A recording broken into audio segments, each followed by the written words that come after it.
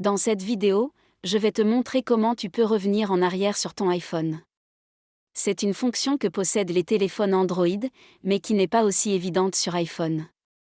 Cela dit, si tu veux mieux connaître ton iPhone et en exploiter tout le potentiel, je te recommande de rester jusqu'à la fin de la vidéo.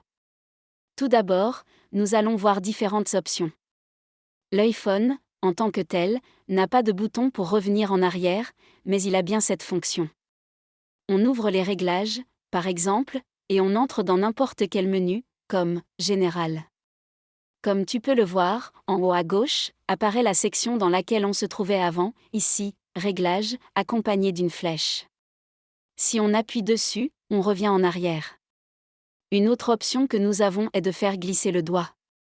Place ton doigt sur une zone de l'écran qui ne contient pas de fonction, et fais un balayage de la gauche vers la droite. Et comme tu peux le voir, cela revient également en arrière. Maintenant, si on entre dans un navigateur comme Safari, c'est la même chose.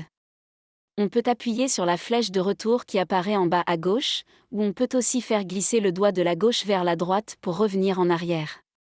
Voici donc les options dont on dispose pour revenir en arrière sur un iPhone.